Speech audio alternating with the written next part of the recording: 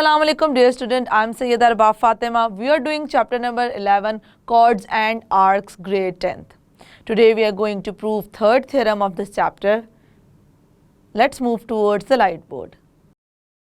Yes student, now we are going to prove third theorem of this chapter. अभी तक हम दो theorems को prove कर चुके हैं जो कि आपस में क्या थे, कन्वर्सली थे. सेकंड वाला हमने देखा था वो कन्वर्सली हमने उसको लेकर चले थे किसके अकॉर्डिंगली थ्योरम 1 के. हम प्रूव कर चुके हैं. एक में हमने प्रूव किया कि अगर हमारे पास है आर्क दो इक्वल हैं, दो इक्वल सर्कल्स की, या एक सर्कल की दो इक्वल आर्क हैं, तो हमारे पास कॉर्ड्स होंगी इक्वल. और एक में हमने कॉर्ड्स की बात की और हमने आर्क्स को प्रूव किया था कि वो आपस में क्या है, इक्वल हैं. अब हम थर्ड थ्योरम को स्टूडेंट करने जा रहे हैं, prove equal chords of a circle. अब हम बात कर रहे हैं कि अगर हमारे पास एक सर्कल है और उसमें क्या हो, इक्वल कॉर्ड्स हों, या और ऑफ कॉन्ग्रुएंट सर्कल्स, या हम बात कर रहे हैं कि हमारे पास दो या दो से ज़्यादा सर्कल्स हों जो कि वो क्या हैं, आपस में कॉन्ग्रुएंट हैं. Subtend equal angle at the centre, जिनका जो हमारे पास एंगल स्टूडेंट बन रहे हैं वो क्या हो, इक्वल हों. क्या मतलब है इस बात का, हमने कहा है यहाँ पे इक्वल कॉर्ड्स. अब हम एक सर्कल की बात करें, हम दो या दो से ज़्यादा सर्कल्स को लेकर चले स्टूडेंट, तो उसमें देखेंगे अगर हम टू सर्कल्स को यहाँ पर डिस्कस कर रहे हैं तो हमने क्या कहा है कि हमारे पास टू इक्वल कॉर्ड्स हैं. अब क्योंकि हमारे पास टू इक्वल कॉर्ड्स हैं तो अब लेट्स सपोज मैं कह देती हूँ कि जो कि हमें गिवन है और हम वहाँ पे उन्हीं कॉर्ड्स को लेकर चल रहे हैं. A C and A prime C prime दो कॉर्ड्स हैं जो कि हमारे पास क्या है, इक्वल हैं. ओके और वो जो एंगल बनाती हैं वो भी क्या है, सेंटर के साथ इक्वल है. इसको हमें प्रूव करना है. इसका मतलब ये है कि ये कॉर्ड जो हमारे पास सेंटर के साथ एंगल बनाती है, या और ये कॉर्ड जो हमारे पास सेंटर के साथ एंगल बना रही है, वो क्या है, दोनों आपस में इक्वल हैं. ये हमें क्या करना है स्टूडेंट, प्रूव करना है एट द कॉरेस्पॉन्डिंग सेंटर. मतलब अगर आप एक सर्कल की बात करें, एक सर्कल में दो इक्वल हम ले लें कॉर्ड्स, उसका दिखाएंगे सेंटर के साथ जो एंगल है वो क्या है, आपस में कॉन्ग्रुएंट प्रूव करें. या हम दो या दो से ज़्यादा सर्कल्स लें और उसमें कॉर्ड्स इक्वल लेते हुए ये प्रूव करें कि जो एंगल बन रहा है सेंटर के साथ उनका वो क्या है, इक्वल है. इन दोनों में से कोई भी एक चीज़ प्रूव कर दें तो हमारी स्टेटमेंट प्रूव हो जाएगी. तो हम लेकर चल रहे हैं दो सर्कल्स को.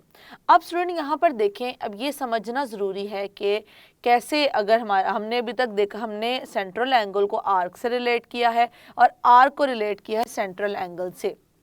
अभी तक हमारी जितनी डिस्कशन हुई है थ्योरम 1 और थ्योरम 2 में वो इसी अकॉर्डिंगली हुई थी. अब देखें, मैं एक सर्कल ड्रॉ करती हूँ कुछ इस तरीके से. अब ये सर्कल है और सर्कल में मैं पहले आपको दो इक्वल कॉर्ड्स ड्रॉ करके दिखाती हूँ, फिर दिखाती हूँ टू डिफरेंट कॉर्ड्स के अकॉर्डिंगली. हम इसलिए क्या करते हैं, दो सर्कल्स को कर लेते हैं ड्रॉ, पहले सेम और फिर डिफरेंट को लेकर कर सकें डिस्कशन. अब देखें, मैं यहाँ पे एक ये कॉर्ड ले लेती हूँ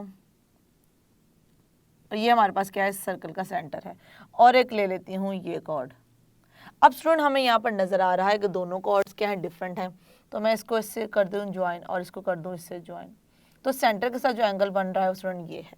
अब इसी तरीके से अगर मैं इसको कर दूँ इससे ज्वाइन और इसको कर दूँ इससे ज्वाइन, तो यहाँ पर सेंट्रल एंगल देखिएगा स्टूडेंट, हमें नज़र आ रहा है कि ये क्योंकि कॉर्ड छोटी है तो सेंट्रल एंगल भी छोटा है. ये जो हमारे पास जो एंगल बन रहा है सेंटर के साथ वो क्या है, छोटा है. और ये क्योंकि कॉर्ड बड़ी है तो हमारा जो एंगल बन रहा है सेंटर के साथ वो क्या है, बड़ा है. तो इसका मतलब है कि ऑब्वियसली हमारे पास कॉर्ड्स इक्वल नहीं है तो एंगल भी कभी भी इक्वल नहीं हो सकते. तो अगर मैं दो इक्वल कॉर्ड्स ले लूँ इस तरीके से, तो ये हो गया सेंटर, तो इसका एंगल ये बनेगा और इसका एंगल बनेगा ये. तो ये जो बेसिकली एंगल्स हैं जो हमने आज बेसिकली स्टूडेंट प्रूव करना है कि ये इक्वल हैं, तो हमें नज़र भी आ रहा है कि ये इक्वल ही हैं. लेकिन हमें नज़र तो आ रहा है लेकिन हमें मैथमेटिकली इसको प्रूव करना ज़रूरी है. हम आज इसको मैथमेटिकली प्रूव करेंगे कि अगर हमारे पास दो कॉर्ड्स हों एक सर्कल में, या हम दो या दो से ज़्यादा सर्कल्स की बात करें, तो जो एंगल बनाएंगे सेंटर के साथ वो क्या होगा, इक्वल होगा. अब देखें स्टूडेंट, हम किसी चीज़ को प्रूव किस तरीके से कर सकते हैं. हमारे पास दो तरीके हैं, जैसे कि मैं पहले भी आपको बता चुकी. एक तरीका है कि मैं डायरेक्टली कह दूं ये चीज़ ऐसे हो सकती है, तो हम वो प्रूव कर दें ऐसे ये हो सकती है अपने रिजल्ट्स को यूज़ करते हुए. या दूसरा तरीका ये है कि हम अगर डायरेक्टली प्रूव नहीं कर सकते तो हम उसे कन्वर्सली प्रूव करेंगे। कन्वर्सली प्रूव करने का या ऑन कॉन्ट्ररी प्रूव करने का क्या मतलब है कि हम जो असल बात है उसको लेकर नहीं चलेंगे, हम उसके उलट बात लेकर चलेंगे। जैसे कि मुझे यहाँ प्रूव करना है कि दोनों एंगल्स इक्वल हैं, तो मैं ये अगर ये ना इसकी जगह मैं ये लेकर चलूँ कि ये दोनों एंगल्स इक्वल नहीं है, लेकर मैं यही बात चलूँ कि दोनों एंगल्स इक्वल नहीं है, लेकिन मैं ये प्रूव कर ही ना पाऊँ कि दोनों एंगल्स इक्वल नहीं है, तो बेसिकली हम क्या करें, कन्वर्सली इस चीज़ को कर सकेंगे प्रूव। स्टूडेंट, मैं अगर कहती हूँ कि ये दोनों एंगल आपस में इक्वल नहीं हैं, तो मैंने अब कंस्ट्रक्शन कुछ ऐसे करनी है कि मैंने ड्रॉ की एक ये लाइन सेगमेंट ड्रॉ की जो कि हमें नज़र डी प्राइम पे आपस में कर रही है, मीट सर्कमफेरेंस पे। तो मैंने अब ये ऐसी ड्रॉ की है कि हम लेकर ये चलेंगे कि ये जो एंगल, क्योंकि ये दोनों एंगल तो इक्वल नहीं है, ये हमने कह दिया, तो कोई तो ऐसा एंगल होगा स्टूडेंट जो इसके होगा इक्वल। तो मैंने कहा ये जो एंगल बन रहा है यहाँ पर वो है इसके इक्वल। स्टार्ट हम इस चीज़ से करेंगे और ऑब्वियसली हम देखेंगे कि हम किस तरह इस चीज़ को प्रूव नहीं कर पाएंगे। तो मैं पहले मेंशन कर देती हूँ गिवन। ये स्टूडेंट, अब हम यहाँ पे मेंशन कर देते हैं कि हमारे पास सर्कल कौन से हैं, A B C and A prime B prime C prime are two congruent circles. तो स्टूडेंट, अगर हमारे पास ये क्या है, टू कॉन्ग्रुएंट सर्कल्स हैं, तो इनके सेंटर्स भी होंगे with centres O and O prime. तो हमारे पास दो सर्कल्स हैं जिनके सेंटर्स क्या हैं हमारे पास, O and O prime respectively. Okay, अब हमें पता है कि हम क्या चीज़ लेकर चल रहे हैं, कॉर्ड्स को लेकर चल रहे हैं, कौन सी, ए सी और ए प्राइम सी प्राइम को। तो मैं यहाँ पे मेंशन कर दूंगी, so that major A C equals to major A prime C prime. Okay, अब मैं यहाँ पे राइट करने लगी हूँ कि मुझे प्रूव क्या करना है, मुझे इस एंगल को प्रूव करना है स्टूडेंट आपस में कि ये क्या है हमारे पास, कॉन्ग्रुएंट है, ये क्या है, इक्वल है। तो इनको कॉन्ग्रुएंट प्रूव करने के लिए मैं यहाँ पे पहले मेंशन कर देती हूँ कि हमें इनको करना है प्रूव। फिर हम देखेंगे हम कंस्ट्रक्शन में किस तरीके से इस पॉइंट को ले रहे हैं। क्या मुझे प्रूव करना है, angle A O C congruent to angle A prime O prime C prime. क्योंकि मैंने यहाँ पे मैं ये यूज़ नहीं किया, क्यों नहीं यूज़ किया, क्योंकि मैंने यहाँ पे कॉन्ग्रुएंट साइन यूज़ करना था। अगर मैंने इक्वालिटी साइन करना होता तो मैं यहाँ पे मैं ये राइट करती। ओके, अब मैं मेंशन करने लगी हूँ स्टूडेंट यहाँ पे construction.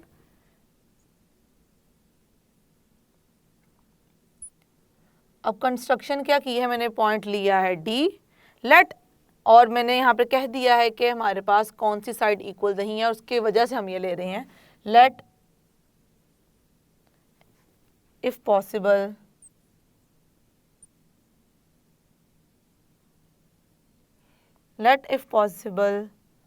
measure angle AOC is not equals to measure angle AOC prime। अगर मैं ये लेकर चल रही हूँ, अगर पॉसिबल है तो हम क्या लेकर चल रहे हैं कि ये दोनों आपस में इक्वल नहीं है एंगल, जिनको बेसिकली हमें यहाँ पर प्रूव करना है कि कॉन्ग्रुएंट है या दोनों आपस में इक्वल हैं। देन कंसिडर, हमने फिर कंसिडर क्या करना है स्टूडेंट, जैसे कि मैंने आपको भी बताया है, कोई और एंगल कंसिडर कर लेंगे, ए ओ सी। ए ओ सी किसके हम कॉन्ग्रुएंट लेकर चल रहे हैं स्टूडेंट, हम कॉन्ग्रुएंट लेकर चल रहे हैं A prime O prime and D prime, A prime O prime and D prime. ये हम लेकर चल रहे हैं स्टूडेंट कि हमारे पास कॉन्ग्रुएंट हैं और इनको हमने कह दिया कि ये इक्वल नहीं है। अब हम स्टार्ट करते हैं अपने प्रूफ को with the help of statements and there reasons.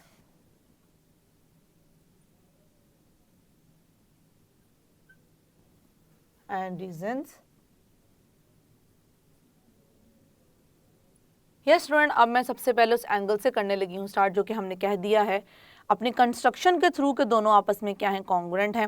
अब मैं उन्हीं को यहाँ पर करूँगी मेंशन कि हमने अपने कंस्ट्रक्शन के थ्रू ये हमने राइट किया है कि ए ओ सी जो है कॉन्ग्रुएंट है angle A prime, O prime और डी प्राइम के। और रीजन में हम क्या लिखेंगे, हम रीजन में मेंशन करेंगे कंस्ट्रक्शन,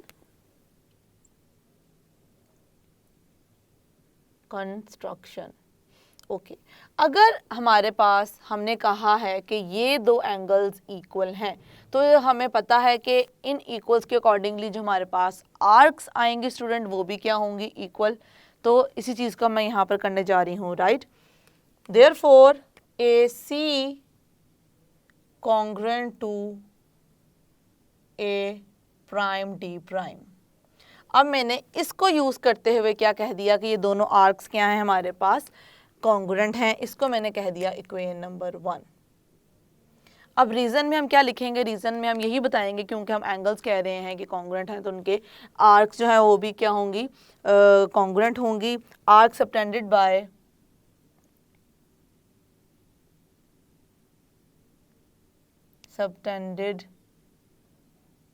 बाय central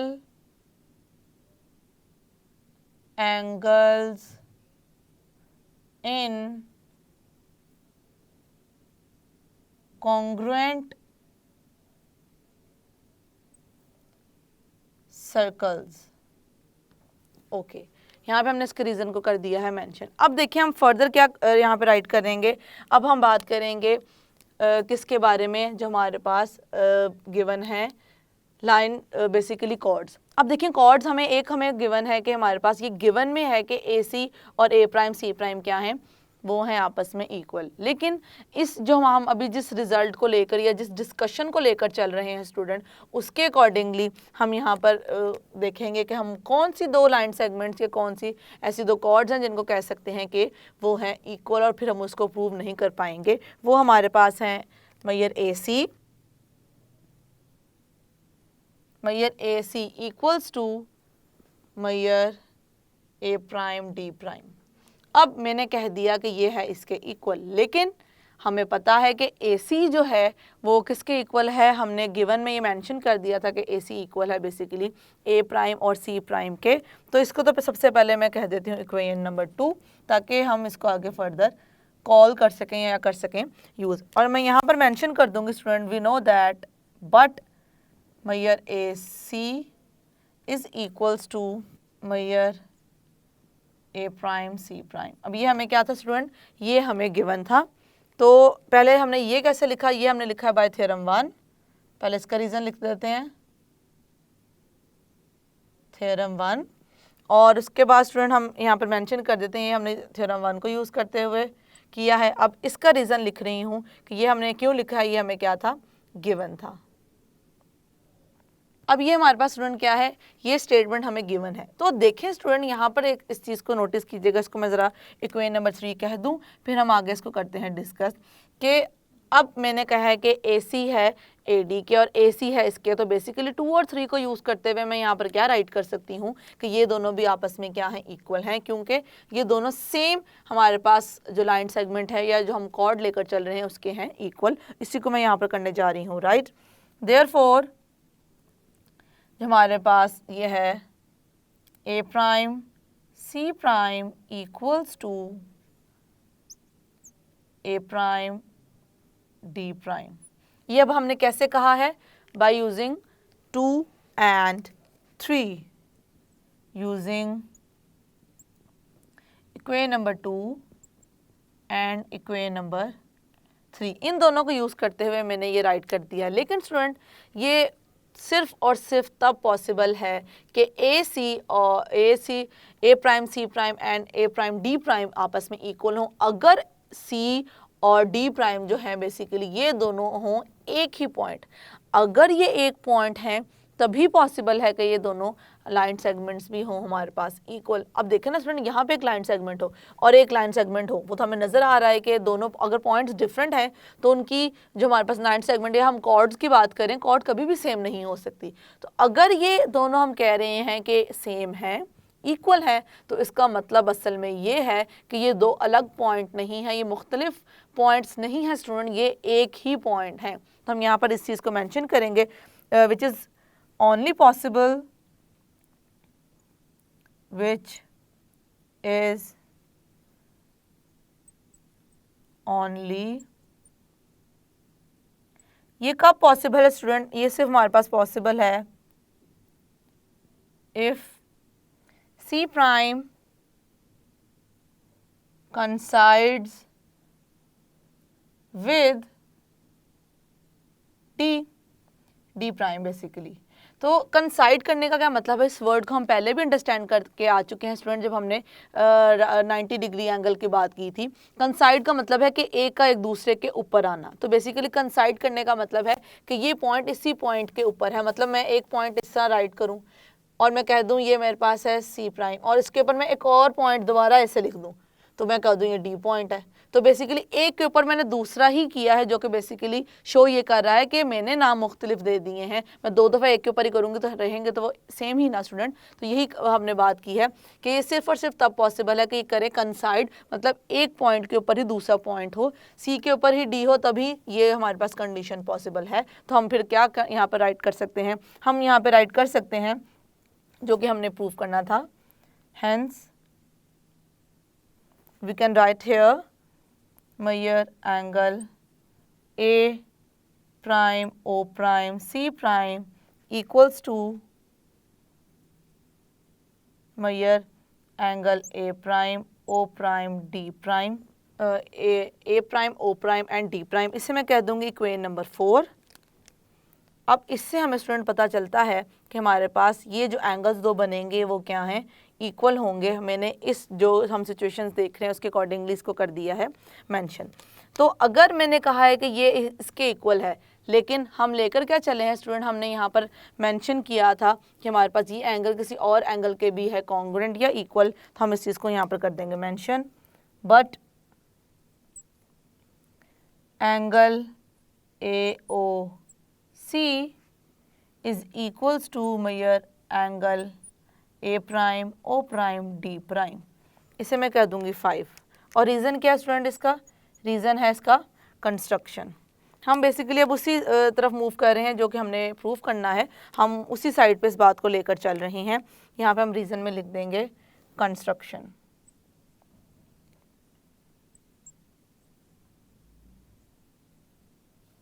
ओके ये स्टूडेंट आप देख सकते हैं इक्वेशन नंबर 4 और इक्वेशन नंबर 5 को यूज़ करते हैं मैं बहुत आसानी से इस बात को कंक्लूड कर सकती हूँ कि ये दोनों एंगल्स क्या हैं? आपस में इक्वल हैं। कैसे? अब देखें, ये है इसके भी इक्वल और ये है इसके भी इक्वल। अगर सेम हमारे पास चीज़ दो डिफरेंट चीज़ों के इक्वल हो तो इसका मतलब है कि जो दो डिफरेंट हम कह रहे हैं बेसिकली वो भी एक दूसरे के साथ क्या है? इक्वल हैं। तो इसको अब मैं करने लगी हूँ यहाँ पर मेंशन और कर दूँगी इसको कंक्लूड स्टूडेंट्स। तो I am going to write over here. तो अब हम यहाँ से क्या राइट कर सकते हैं? इक्वेशन नंबर 4 और इक्वेशन 5 को यूज़ करते हुए मैं यहाँ पे राइट कर सकती हूँ दिस इम्प्लॉयज़ दैट कि हमारे पास कौन कौन से एंगल्स आपस में हैं equal. Measure angle AOC equals to measure angle A prime O prime और C प्राइम। और यहाँ पे हम रीज़न में क्या लिखेंगे? using 4 and 5। वैसे स्टूडेंट हमारा यहाँ पर हो चुका है ये वो प्रूव जो कि हम प्रूव करना चाह रहे थे। लेकिन अगर आप चाहें कि हम इसको कॉन्ग्रुएंट हमने गिवन में लिखा था वैसे प्रूव करते, आप इसको वैसे भी लिख सकते हैं। वैसे तो यहाँ तक भी आपका ठीक है। तो आप अगर ऐसे लिखना चाहें या लिखना चाहें ऐसे तो कोई फ़र्क नहीं पड़ता। इन दोनों का मतलब ये है, बस यहाँ पर हमें पता है रीज़न कि हम क्यों इक्वलिटी साइन लिख रहे हैं और यहाँ पर हमने किस तरीके से कॉन्ग्रुएंट का साइन भी कर सकते हैं use. Yes student that's it. हमने कर दिया इस थ्योरम की स्टेटमेंट को प्रूव। और यहाँ पे हमने जिस तरीके से कन्वर्सली वाला कॉन्सेप्ट अंडरस्टैंड किया और अप्लाई किया है बेसिकली, आई होप कि वो आपको हो चुका है clear. That's it. Yes student, I hope कि जिस तरीके से हमने ऑन कॉन्ट्ररी या कन्वर्सली इस थ्योरम को किया है प्रूफ, वो पॉइंट आपको हो चुका है क्लियर। इसकी करें अच्छे से practice. See you in the next lecture. Allah हाफिज़।